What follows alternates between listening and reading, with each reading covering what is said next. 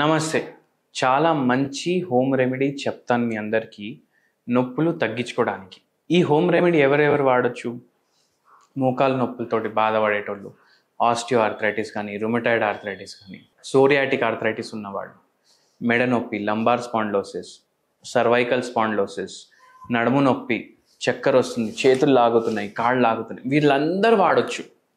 కానీ ఈ remedy speciality ఏంటంటే మనం అందరం ఏమనుకుంటామంటే, అరే ఇదైతే మనం షుగర్ కోసం వాడతాం కదా, మళ్ళా నొప్పులు తగ్గడానికి మోకాలు నొప్పులు కానీ, కీళ్ళ నొప్పులు కానీ, నరాల నొప్పులు కానీ వీటికి కూడా పనిచేస్తుందా, ఇంత మంచిగా పనిచేస్తుందా అనేసి అనుకుంటారు. నేను మీకు చెప్పినాక ఏం చేయాలంటే, మెంతులు ఉంటాయి కదా, మెంతులు నానబెట్టుకోవాలి.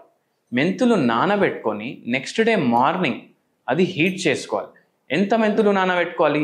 3 టేబుల్ స్పూన్స్ మెంతులు మీరు 1 గ్లాస్ ఆఫ్ వాటర్లో వేసుకోండి. 3 టేబుల్ స్పూన్స్ మెంతులు మీరు 1 గ్లాస్ ఆఫ్ వాటర్లో నానబెట్టుకోండి night time. Next day morning ఈ వాటర్ మెంతులు 2 కలిపేసి హీట్ చేయండి.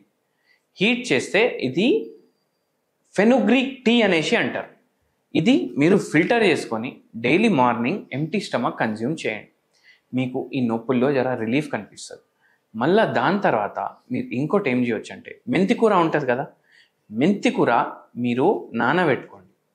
నానబెట్టుకున్నాక ఈవినింగ్ టైం మీరు వాటర్లో బాయిల్ చేసి కషాయం లాగా రెడీ చేసుకోండి.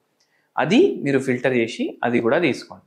ఇవి 2 చేయడం వల్ల మనకు నరాల నొప్పులున్నా, మోకాలు నొప్పులున్నా, ఆస్టియో ఆర్థరైటిస్, రుమటాయిడ్ ఆర్థరైటిస్, కొందరికి గర్భసంచి తీసిన తర్వాత కూడా నొప్పులు అవుతాయి, వాళ్ళకు కూడా ఇది హెల్ప్ చేస్తుంది. అయితే ఇవి కొద్దిగా రెగ్యులర్గా హెల్ప్ చేయండి. ఒక పేషెంట్ వచ్చింది మన దగ్గర, రుమటాయిడ్ ఆర్థరైటిస్ తోటి బాధపడుతుండే, అండ్ ఆ పేషెంట్ టీచర్ ఉండే, ఆపరేషన్ చేసుకునే పరిస్థితి ఉండే, కానీ మనం ఆపరేషన్ చేయొద్దు అనేసి అన్నాం. ఎందుకంటే ఒక్కొక్కసారి ఏమవుతుంది, రుమటాయిడ్ ఆర్థరైటిస్ ఉన్న తర్వాత సర్జరీ చేయించుకుంటే మోకాలకు ఒక్కొక్కసారి వాళ్ళకు కరెక్ట్గా ఉండదు, తర్వాత ఒక్కొక్కసారి అవుతుంది, అట్లా ప్రతిసారి అవ్వదు, ఒక్కొక్కసారి అవుతుంది.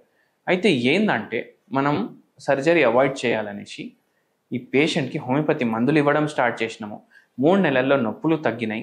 అండ్ దాంతోపాటు మనము ఈ హోమ్ రెమెడీ కూడా చెప్పినాం, చాలా మంచిగా పనిచేసింది. మీరందరూ కూడా అది ట్రై చేయొచ్చు. ఈ పేషెంట్కి రుమటాయిడ్ ఆర్థరైటిస్ ఎందుకు వచ్చింది తెలుసా? స్ట్రెస్ వల్ల.